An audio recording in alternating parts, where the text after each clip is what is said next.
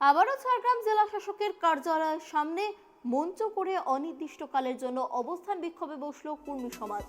ঘাগড়খেরা কেন্দ্রীয় কমিটির উদ্যোগে তারা যে জাতিসত্তার আন্দোলন শুরু করেছিল, সিআরআই রিপোর্ট জাস্টিফিকেশন করে কেন্দ্রের কাছে পাঠানোর দাবিতে, সেই আন্দোলনের সময় থেকে এখনো পর্যন্ত পুলিশ তাদের আন্দোলনকারীদের মিথ্যে মামলায় গ্রেপ্তার করছে।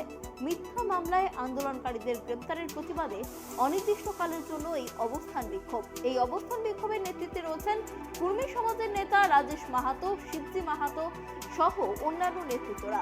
তাদের দাবি, মিথ্যা মামলায় তাদের গ্রেপ্তার করা হয়েছে, তাদের নিঃস্বার্থ মুক্তি দিতে হবে এবং নতুন করে কোনো আন্দোলনকারীকে গ্রেপ্তার করা যাবে না।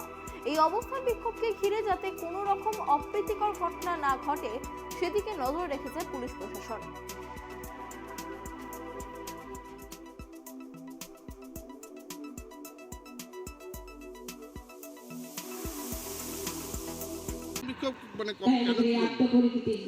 আমাদের সমাজ আন্দোলনকারী নেতৃত্বের উপর যে মিথ্যা মামলা, নির্বিচারে ধরপাকড় এবং জেলবন্দি করার প্রতিবাদে এবং মিথ্যা মামলা প্রত্যাহারের দাবিতে আজকের অবস্থান বিক্ষোভ অনির্দিষ্টকালের জন্য।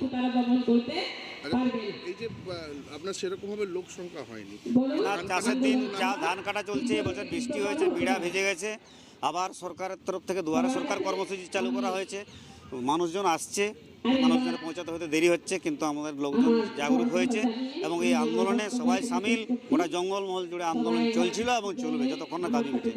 এই অবস্থান বিক্ষোভ কতদিন চলবে? অনির্দিষ্টকালের। আপনাদের দাবি মূলত কি থাকবে? আজকে মিথ্যা মামলা প্রত্যাহার করতে হবে, এটাই দাবি, এবং মিথ্যা মামলা এইভাবে ফাঁসানো চলবে না, কারণ আমরা সামাজিক আন্দোলন করছি, আমরা কোনো উগ্রপন্থী বা কোনো ইয়ে করে নয়। আমরা সামাজিক আন্দোলন করছি, আমাদের সমাজের 75 বছরের যে অবহেলিত দাবি রয়েছে, সেটাই দাবি আদায়ের চেষ্টা করছি। আমরা কখনো হিংসার আশ্রয় নিইনি।